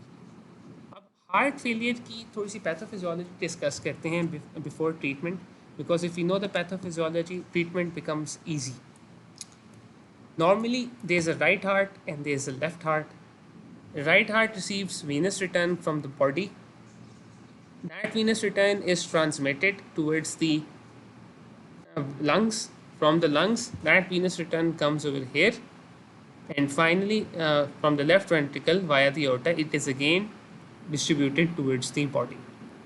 आप 2 terminologies पढ़ेंगे, physiology में पढ़ते आए हैं, अभी दोबारा पढ़ेंगे मेडिसिन में। One is pre load and the other is after load. Pre load और आफ्टर लोड ये होता है कि हार्ट साइकिल में आपको पता है कि जब डायस्टोली के दरमियान क्या होता है वैसे, व्हाट हैपेंस इन डायस्टोली, जो साइकिल का फेज होता है, फिलिंग। एक्सीलेंट, फिलिंग होती है। व्हेन डायस्टोली इज कंप्लीट, तो उस वक्त फिलिंग भी कंप्लीट होनी चाहिए। तो उस वक्त जो हार्ट के ऊपर प्रेशर होता है, हार्ट वॉल के ऊपर, that is called pre load, यानी कि load on the vessel, on the walls of the heart. जितना वॉल्यूम, जितना ज़्यादा पीछे से वीनस रिटर्न आएगा, उतना ज़्यादा प्री लोड होगा। अब डायस्टोली के बाद होता है फॉरेन systole, the heart has to contract. अब हार्ट जो कंट्रैक्ट करता है, इसे रेजिस्टेंस कहाँ मिलती है, मतलब जो ब्लड फ्लो हार्ट से बाहर निकलना होता है, सबसे पहले रेजिस्टेंस कहाँ मिलती है इस ब्लड फ्लो को? सबसे पहले वेंट्रिकल से बाहर। एक्सीलेंट, एओर्टा से पहले भी कुछ होता है जहाँ पे रेजिस्टेंस सबसे पहले होती है। एक्सीलेंट, एओर्टिक वॉल्व में। तो जो resistance against which the heart has to pump, that is called after load. ठीक है, तो जो रेजिस्टेंस के अगेंस्ट हार्ट ने पंप करना होता है, that is called after load. Heart failure कब होता है? Heart failure happens when heart is not able to convert all मतलब जितना वॉल्यूम आ रहा है उसको बाहर आगे नहीं निकाल पा रहा. When the heart is not able to pump all of this preload against the afterload. When the venous return is coming to the heart, however, the heart is not able to pump it forward, either in the pulmonary circulation or in the systemic circulation. अब अगर हम right heart की बात करें, inferior superior vena cava के अंदर से blood आता है, आ रहा है, ventricles fill हो रहे हैं, that is the preload. फिर it has to pump against the pulmonary resistance. तो पहले तो pulmonary valve है, फिर pulmonary vessels है, that is the afterload. If the right heart is not able to pump this blood, what are the symptoms which you should see in such a patient? जल्दी से मुझे नाम बता दें. Systemic edema, Pedal edema. Excellent. और ascites. Excellent. और jugular venous pressure Splenomegaly. excellent. Hepatomegaly, raised venous pressure. So the myriad of symptoms which you will see are these. ठीक है. Peripheral venous pressure increase होगा, pedal edema होगा, dependent, enlarged liver and spleen, fluid आ रहा है portal vein के अंदर, जिसकी वजह से जो इंटेस्टाइन्स हैं वो भी कंजेस्ट हो जाती हैं. उस कंजेशन की वजह से patient will complaint of anorexia, of GI distress, of decreased appetite, and there will be distension of the jugular veins, jugular venous distension. वो हमने अभी नहीं देखी, JVP, वो मैं बाद में दिखा दूँगा. तो these are the features which you would see on the right side. अगर लेफ्ट साइड पे मसला होगा, if the heart left heart यानी कि left atrium, left ventricle, if the left ventricle is not able to pump all of that blood outside, फिर क्या होगा? What are the symptoms which you will see in such a patient? dyspnea, orthopnea, paroxysmal nocturnal back pulling की वजह से हमारे पास symptoms आएंगे. Excellent. Shortness of breath. Shortness of breath. So the symptoms will be due to back pooling of blood inside the lungs. Such a patient will be restless, क्योंकि फेफड़ों में पानी है तो कोई बंदा आराम से नहीं बैठेगा. Paroxysmal nocturnal dyspnea, patient will sleep. During sleep, if fluid accumulates in the lungs, patient will wake up. Pulmonary congestion की वजह से coughing होगी, fluid होगा lungs के अंदर, तो it will stimulate the receptors cough. Crackles सुनाई देंगे, wheeze भी सुनाई दे सकती है. इसको अभी हम ज़रा साइड पे रखते हैं. Blood tinged sputum. आपको पता है कि अगर प्रेशर बहुत ज़्यादा हो जाए तो वेसल्स कैन बर्स्ट.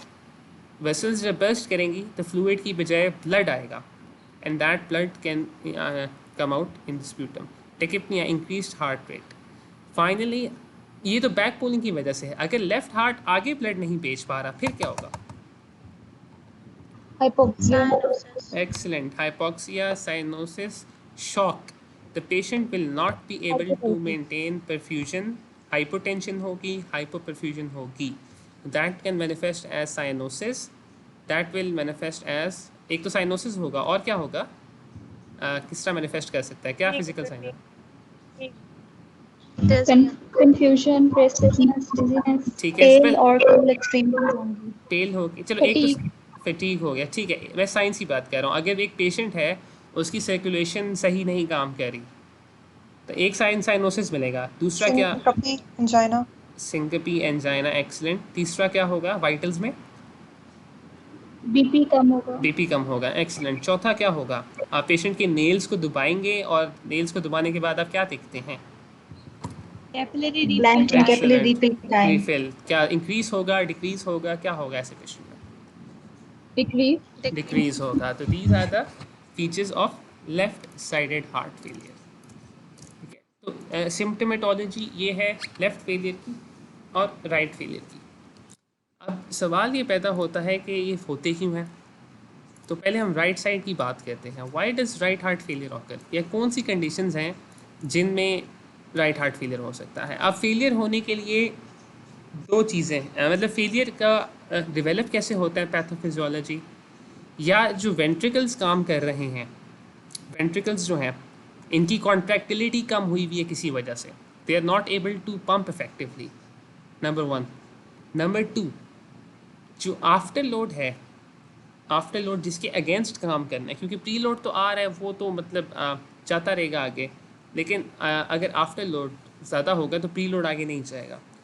मतलब ये है कि हार्ट फ्लूइड इफेक्टिवली पंप कर सकता है जब तक आगे प्रेशर ज़्यादा ना हो। अगर आगे प्रेशर ज़्यादा होगा तो हार्ट इस प्री लोड को आगे पंप नहीं कर पाएगा, ये पीछे जाता जाएगा और इसी पीछे के जाने से सारे सिम्टम्स आएंगे। तो ये दो चीज़ें आप हैं जो हार्ट फेलियर कॉज कर सकती हैं। Either the muscle is not working due to some reason और there is an increased afterload जो हार्ट के मसल को ओवर टाइम वीक कर देता है और उसकी एक्टिविटी को ओवरकम करता है।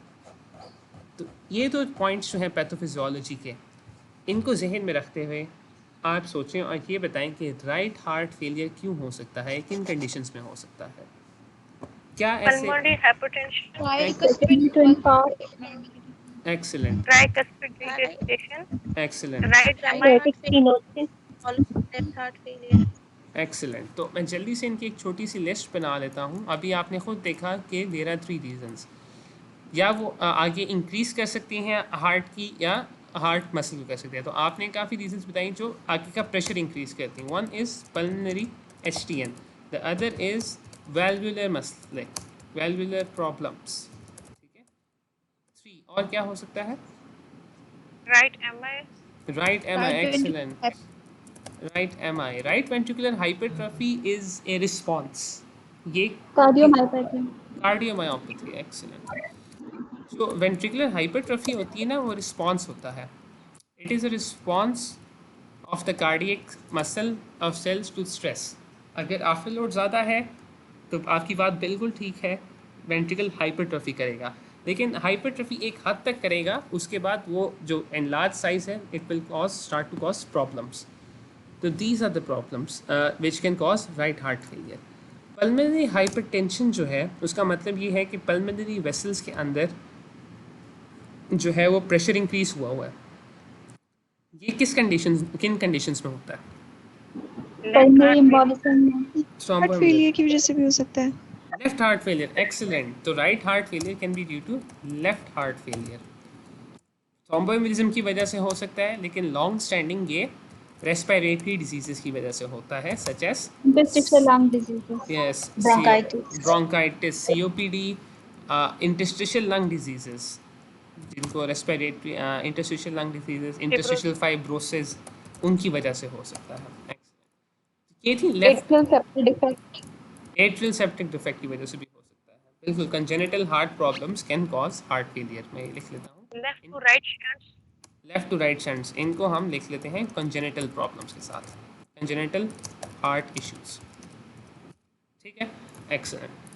राइट हार्ट फेलियर की कोई स्पेसिफिक कॉजेज आपके जहन में आती हैं जो हमें यहाँ पे लिख लेनी चाहिए? इसी के साथ मैं ऐड कर दूँ या टेबल ना बनाऊँ?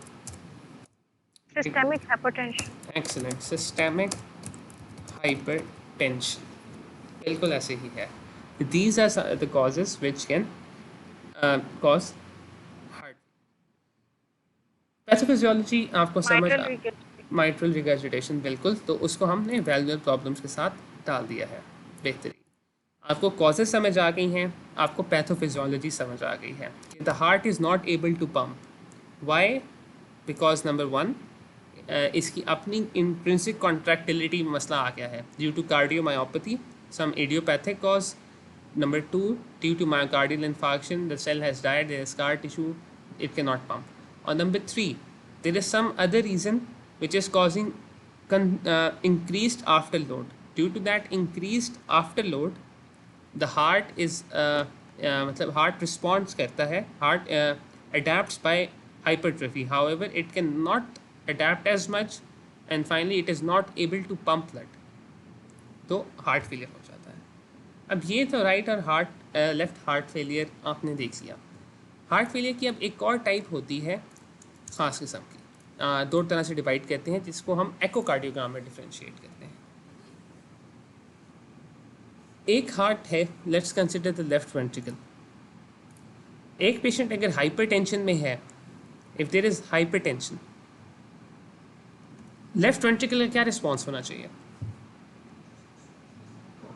Hypertrophy, excellent. Hypertrophy left ventricle क्यों करेगा या क्यों होगी hypertrophy as a response?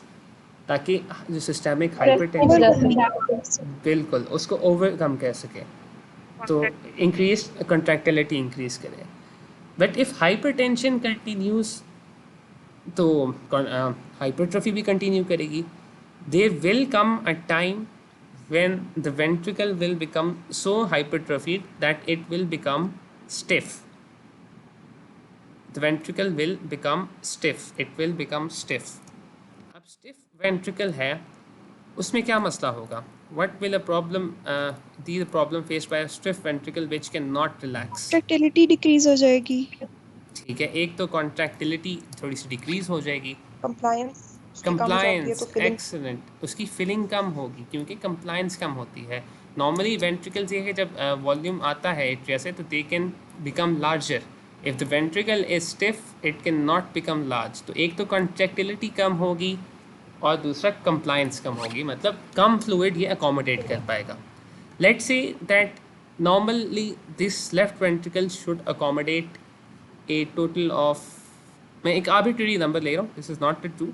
It should accommodate 150 milliliter, but now it is accommodating just 100 milliliter of blood, and out of that 100 milliliter इसकी contractility भी कम हुई है. It is able to pump forward about 60 milliliters of blood. ठीक है, this is the stiff ventricle which happens in जिस हमने कहा after load increase हुआ लेफ्ट वेंट्रिकुलर हाइपरट्रोफी होगी, हाइपरटेंशन. दूसरी तरफ हमारे पास एक पेशेंट है हु हैज़ मायोकार्डियल इन्फार्क्शन. उस पेशेंट का हार्ट जो है due to the myocardial infarction it is not able to contract effectively. अब एक चीज़ है, एक वॉल है, एक वेंट्रिकल है which is not able to contract effectively, लेकिन उसके अंदर आप वॉल्यूम भरते जा रहे हैं तो it will sort of act like as a balloon, it will dilate. ठीक है, if the wall is weak, it's not contracting, then the ventricle will dilate. अब एक तो ये ventricle dilate कर गया है, दूसरा this ventricle जिसकी wall weak है which is not able to contract, will it have effective contraction or good contraction? No. So let's say that this ventricle accommodates 150 milliliter, but due to the abnormal contractility, क्योंकि एक तो dilate कर गया है due to the constant preload, जो fluid blood आ रहा है, it is not, and it is also not able to contract. So this heart is only able to pump around कितना ml, 40 ml या 45 ml. अब आपको पता है ejection fraction क्या होता है?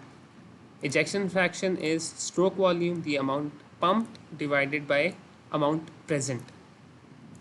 तो इस पेशेंट का ejection fraction है 60, इस पेशेंट का ejection fraction है around 30. अब मुझे बताएं कि सिस्टोलिक फंक्शन किसका ख़राब हुआ है? This stiff ventricle which receives 100 ml and pump out 60, या this dilated ventricle which can not perform contract नहीं कर सकता सही तरह, सिर्फ 45 ml भेज रहा है. Dilated ventricle. So this patient who has this dilated ventricle, who has a decreased ejection fraction, this patient has which type of heart failure?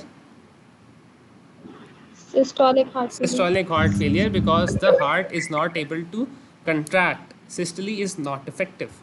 And this patient who has stiff ventricles which cannot accommodate much blood, but compared to what it can accommodate, the contractility is still somewhat effective. This patient has which type of heart failure? Diastolic heart failure. और आपको कैसे पता लगेगा कि एक patient के ventricles में 100 ml blood आ रहा है तो 60 ml भेज रहा है, या 150 ml आ रहा है 45 ml भेज रहा है? How will you know this? Echocardiography. बिल्कुल, excellent. Echocardiography will tell you whether the patient has diastolic dysfunction or systolic dysfunction. और उसी लिहाज से बुक्स में डिफरेंट टर्मिनोलॉजीज यूज हुई हैं.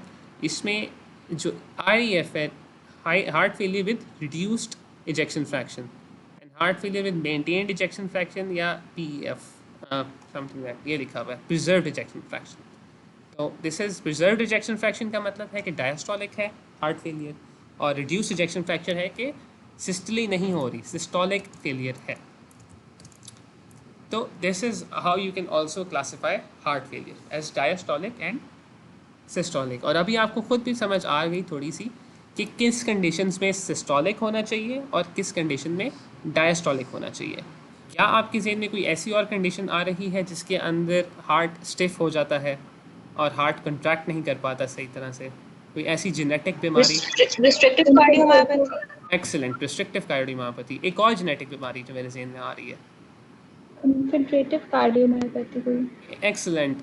इन्फिल्ट्रेशन किसके अंदर, किस चीज़ से? मायोसाइट्स। मायोसाइट्स यानी किस चीज़ की? Amyloidosis, Excellent. Amyloidosis, hemosiderosis, hemochromatosis, they all cause diastolic heart failure.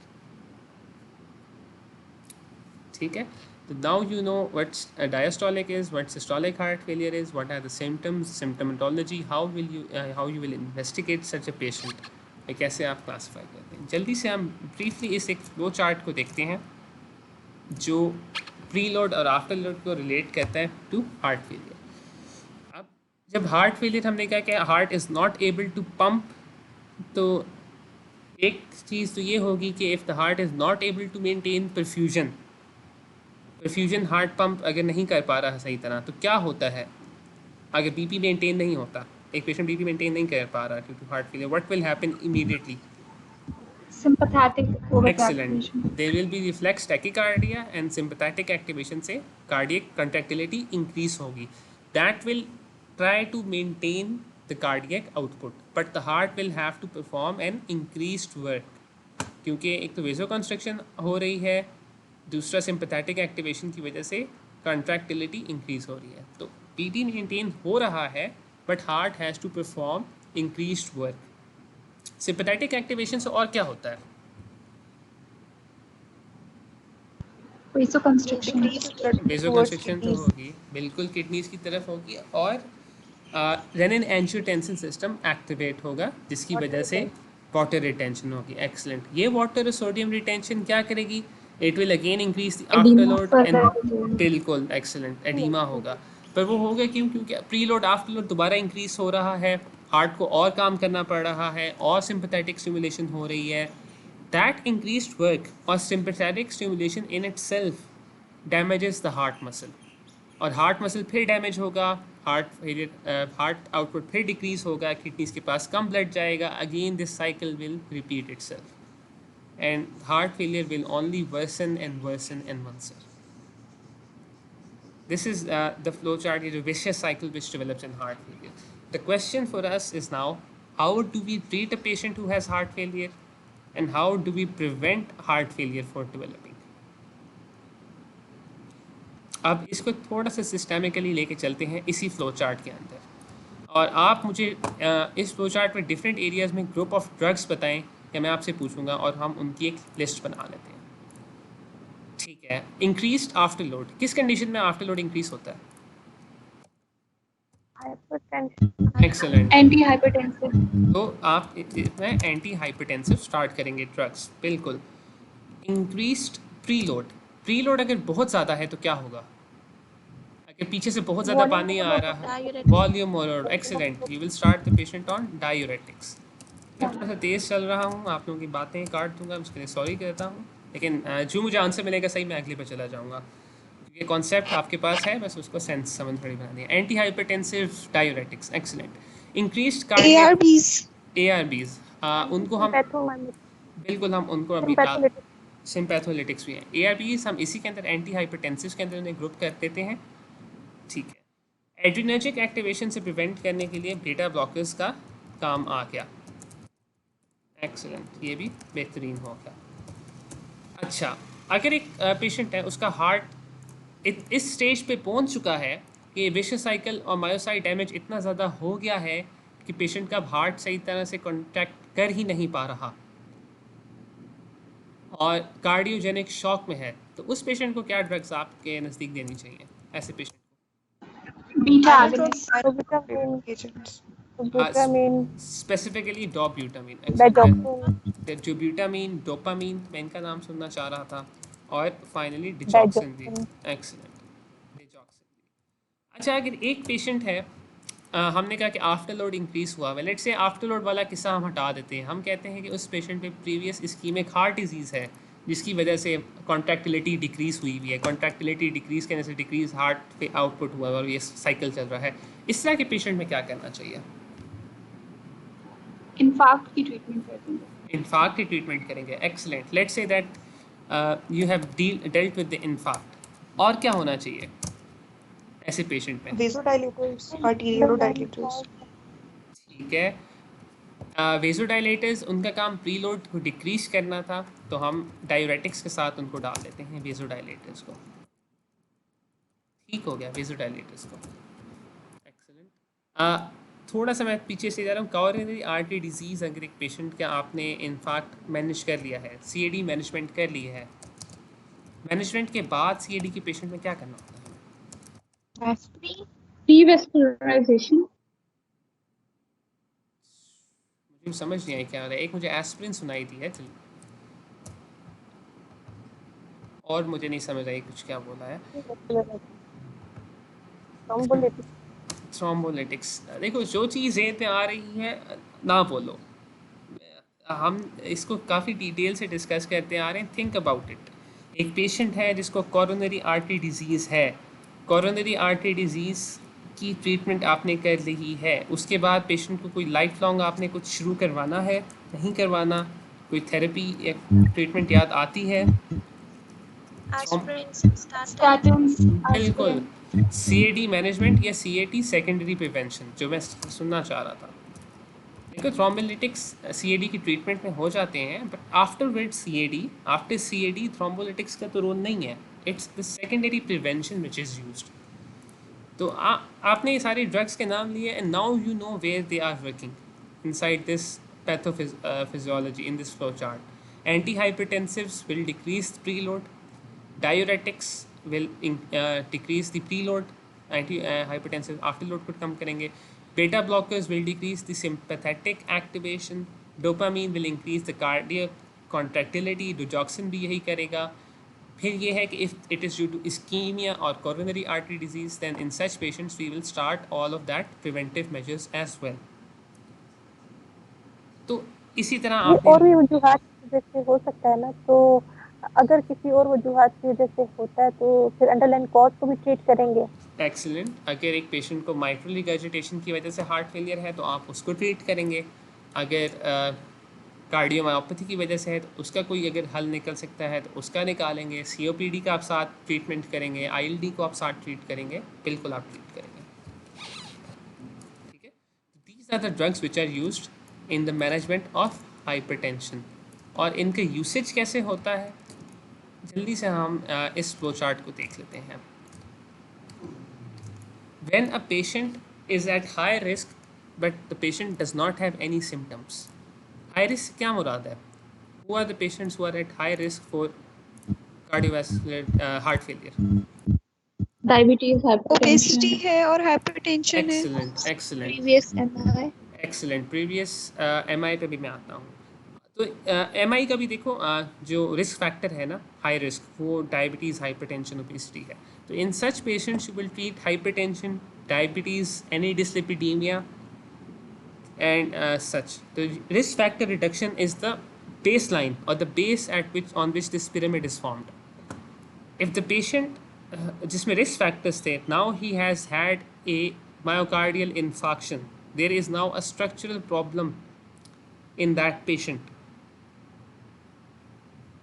Myocardial infarction हो गई है, स्ट्रक्चरल प्रॉब्लम हैज़ हैपेंड, फिर आप इस पेशेंट में क्या करेंगे?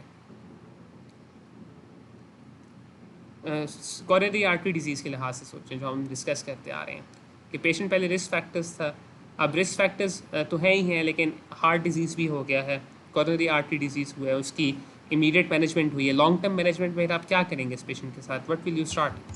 Secondary prevention. एक्सीलेंट। तो सेकेंडरी प्रिवेंशन में डिसलिपिडीमिया, तो स्टैटिन्स आप स्टार्ट करें। You will now start aspirin, you will now start clopidogrel, you will now start ACE inhibitors as well. So this was stage B when ischemic heart disease has happened, but there are no symptoms of heart failure. If there are symptoms of heart failure, such as in our patient, then you will start with these measures. ACE inhibitors and beta blockers in all patients. क्यों? क्योंकि आपको reasons पता है. If the patient has volume overload, if the patient is in volume overload, यानी कि pulmonary edema है, pedal edema है, restrict sodium and start diuretics. Then you will consider the cause. If it is ischemic heart disease और अभी भी है, consider PCI or CABG. If it's mitral valve problem, consider surgery. If the patient is still not responding after all of these methods, then you will start the patient on inotropes. कौन से inotropes थे? Dopamine and dopamine. If they are still not working, then you will consider ventricular assist devices. ये implantable devices होते हैं जो left ventricle के साथ pump का काम करते हैं. And if they do not work, then you will consider transplantation. And if there is no transplantation, then you will consider palliative care. तो in short, इस chart को आपने फिर गौर से आके देखना है. But the basic theme of this pyramid of the treatment of heart failure is that there are preventive measures. Number 2, you will start medical therapy. And number 3, invasive या interventional therapy.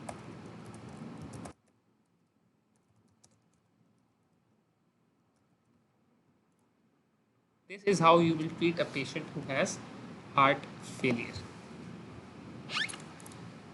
अब इसमें एक तो ये स्टेजिंग है. There is other important thing जो मेरे जहन से निकल गई आपको बताना, और अभी हम जल्दी से देख लेते हैं उससे भी. According to the symptoms, when you think that a patient has heart failure, there is a classification on the basis of the patients symptomatology. कि आपने अभी खुद बताया कि वी हैव टू सी कितना काम करता है पेशेंट, कितने काम करने के बाद उसे शॉर्टनेस ऑफ ब्रेथ डेवलप होती है या कितने एक्सर्शन या रेस्ट पे होती है.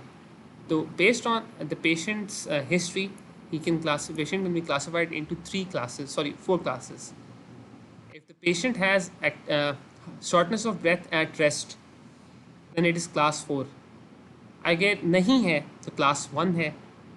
अगर पेशेंट को सीढ़ियाँ चढ़ते हुए या कोई एक्स्ट्रा से ज़्यादा काम करते हुए हो रहा है तो इट इज़ क्लास 2.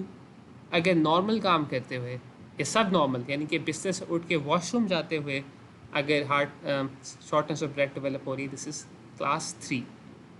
तो based on the symptomatology the patient can be classified into 3 C systems. और अगेन इसकी बेसिस पे भी आप ट्रीटमेंट को थोड़ा सा टेलर कर सकते हैं. जिसमें अभी हमने स्ट्रक्चरल डिजीज़ के लिहाज से देखा, हम इस क्लासिफिकेशन के भी लिहाज से देख सकते हैं. अब हमारा पेशेंट जो है, he has shortness of breath while climbing stairs. तो आपको क्या लगता है कि which category of heart failure is this? Is it New York Heart Association 1, 2, 3 और 4? 2 हो सकती है या और क्या हो सकती है? अच्छा 2. ठीक है, this is class 2. अगर पेशेंट कहे कि मुझे वॉशरूम जाते हुए मसला हो रहा है, then which class is this? Class 3. Excellent. So in patients have class 1, we will start with ACE inhibitors and beta blockers. These are the first drugs which the patient should be started on. If it is class 2, normal काम करते हुए, then diuretics, furosemide. Class 3 आ गया है तो consider spironolactone, which is another diuretic, and Bidil is hydrolazine, nitroglycerin. These are also एक hydrolazine antihypertensive है, nitroglycerin is a vasodilator. और अगर पेशेंट कहे कि मुझे बैठे बैठे ही रेस्ट पे हो रहा है, then he is class 4, and in such patients you should start inotropes. And finally consider left ventricular assist device जो हेल्प करे, और transplant.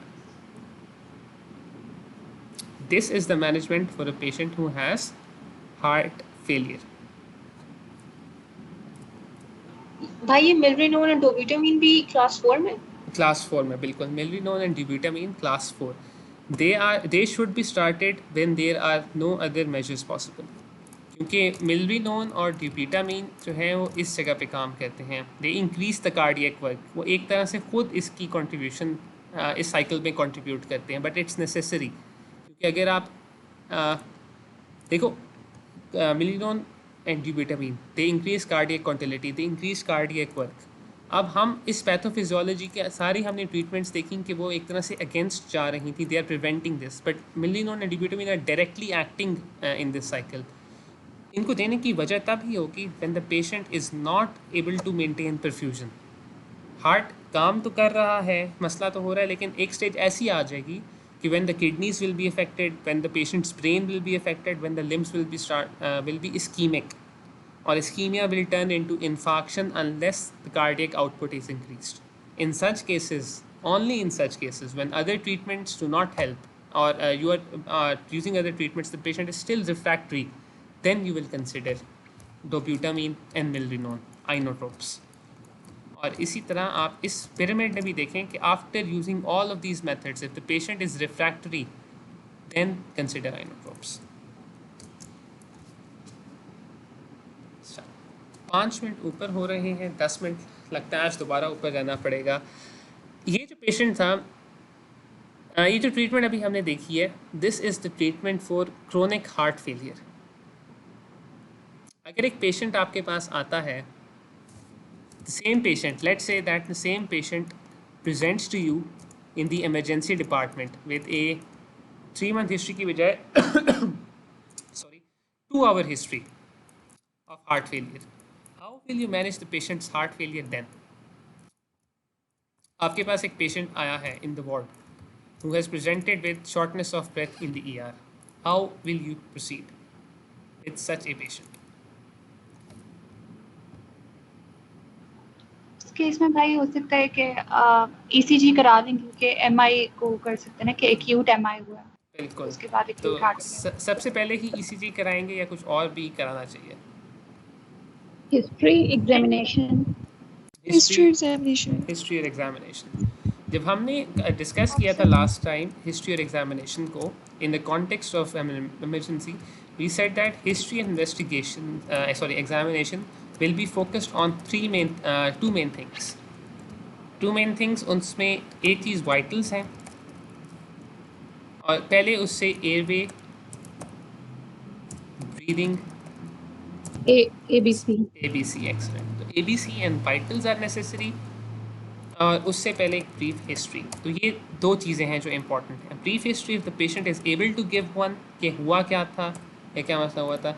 Secondary, a brief assessment based on airway, breathing and circulation and vitals, and finally investigations which may be required, ECG etcetera.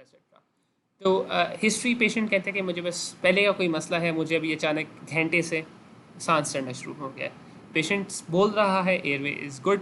Breathing assessment में you find an S3 and bilateral crackles, circulation is good, ठीक है। Vitals are जिस तरह हमने ऊपर देखे 110, 70 and 100। This patient has heart failure. आपको clinically पता लग गया कि this patient has heart failure. How will you manage this patient acutely? भाई इसमें आइनोट्रोप्स पहले देंगे। आइनोट्रोप्स पहले देंगे, एक्सीलेंट। अच्छा, वॉल्यूम ओवरलोड के लिए डायूरेटिक दे देंगे। एक्सीलेंट, आइनोट्रोप्स, ठीक है। Diuretics for volume overload. कैसे पता लगा कि आपको इस पेशेंट को वॉल्यूम ओवरलोड है? क्रैकल्स के थ्रू। एक्सीलेंट, क्रैकल्स और शॉर्टनेस ऑफ ब्रेथ। बिल्कुल, shortness of breath. Beta blockers भी देंगे। Beta blockers. एक पेशेंट है जिसको एक्यूट हार्ट फेलियर हुआ है, मतलब अचानक से उसका हार्ट अभी पिछले घंटे के अंदर जो है वो पंप नहीं सही तरह कर पा रहा। तो बीटा ब्लॉकर्स का क्या काम होता है? कम कर देंगे। तो क्या इस केस में बीटा ब्लॉकर्स देने चाहिए? नो। एक्यूट हार्ट फेलियर में और वेंट्रिकुलर टैकीकार्डिया में जब कॉन्ट्रैक्टिलिटी कम हुई होती है, हम कॉन्ट्रैक्टिलिटी और कम नहीं करना चाहते, beta blockers will not be used, ठीक है। Inotropes and diuretics will be used. आपने बिल्कुल बात ठीक की है। ECS की एक्यूट मैनेजमेंट किसी को याद है? उसमें एक निमोनिक हमने बनाया था, MONA, MON, morphine, oxygen, nitroglycerin and aspirin. Excellent. So nitro oxygen. This is the same mnemonic which we will use लेकिन हम इसमें 2 चीज़ें और ऐड करेंगे या पोटेंशली 3 चीज़ें। पहली चीज़ जो हम ऐड करेंगे इज़ लेजिक्स। लेजिक्स क्या है? What is Lasix? नाम सुना है आपने ये? Furosemide. Excellent. This is the drug name for furosemide. तो मोना से पहले we have an L, so L MONA, and एक पी हम बाद में ऐड करेंगे, दैट इज पोजीशन। एक पेशेंट है who is an acute heart failure, how will you position this patient? कैसे पोजीशन करना चाहिए आपको इस पेशेंट को? क्या पेशेंट को लेटाना चाहिए, बिठाना चाहिए? बिठाएंगे। बिठाएंगे, एक्सीलेंट। तो you will position this patient. तो अब आइनोट्रोप्स और डायूरेटिक्स के हवाले से ये जो है ना निमोनिक आपने याद रखना है। This is the mnemonic for treatment of acute heart failure. Mona तो देंगे L MONA and finally positioning, तो एल मोना पी है, एल जो भी नाम आप बनाना चाहें। अब आइनोट्रोप्स और डायूरेटिक्स के हवाले से 2 ज़रूरी चीज़ें। अगर एक पेशेंट वॉल्यूम ओवरलोड में है तो उसे आप डायूरेटिक्स देंगे? यस। अगर एक पेशेंट वॉल्यूम ओवरलोड में नहीं है तो क्या आप उसे डायूरेटिक्स देंगे? नो नहीं, बिल्कुल।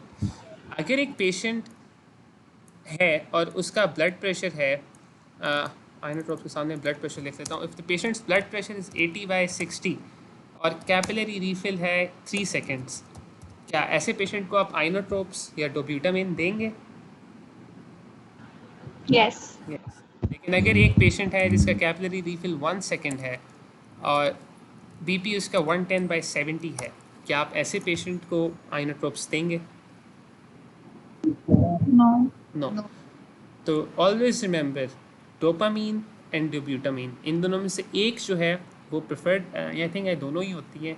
कार्डियोजेनिक शॉक में इनका इस्तेमाल होता है। कार्डियोजेनिक शॉक यानी कि the patient is not able to maintain blood pressure due to a cardiac cause, और हार्ट फेलियर में कार्डियक कॉज होता है। अगर हार्ट फेलियर का पेशेंट ब्लड प्रेशर मेंटेन नहीं कर पा रहा, only then will you give the patient inotropes. तो डेविडसन के अंदर से ये है, this is the acute management of a patient who has acute heart failure. Sit the patient up, start high flow oxygen.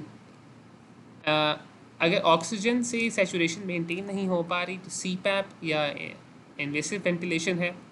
इस कॉन्सेप्ट को हम respiratory के साथ डिस्कस करेंगे। Administered nitrates, these are vasodilators, they also reduce preload and afterload. Administered loop diuretic, it combats fluid overload, it decreases preload और nitrate. तो आप अभी इस टेबल पे गौर करें खुद से भी, you can see how this acute management is based on that mnemonic L MONA P, और उस फ्लो चार्ट के लिहाज से देखें कि how these interventions they affect that circle formation.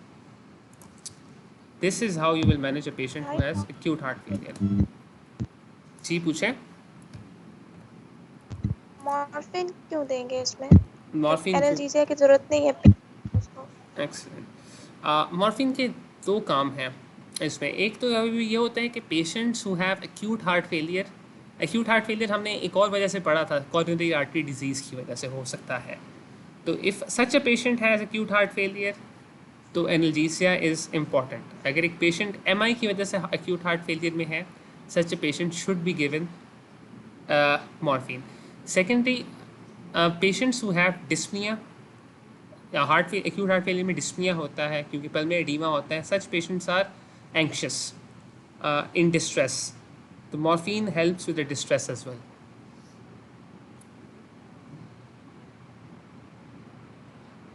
Okay. तो this is the acute management of heart failure, emergency management of acute pulmonary oedema, acute heart failure. तो इस बोर्ड का मैं लिंक शेयर करता हूँ। देयर आर पिक्चर्स जो अभी तक हमने डिस्कस नहीं की। Take a look at these flow charts, या ये बुक्स हैं, दीज आर फ्रॉम मतलब रिकमेंडेड टेक्स्ट बुक्स, उनके फ्लो चार्ट्स हैं, अच्छे हैं। ये मैनेजमेंट भी आप लोगों ने पढ़ लेनी है साथ साथ। Take a look at this whole board, videos, x-rays as well. तो कुछ नहीं समझ आती तो कल पूछ लें, अभी कोई सवाल है तो अभी पूछ लें, इस पर बस गौर करें। और फिर आज का सेशन कम होता है इंशाल्लाह, ख़त्म होता है इंशाल्लाह, कल फिर कंटिन्यू करेंगे।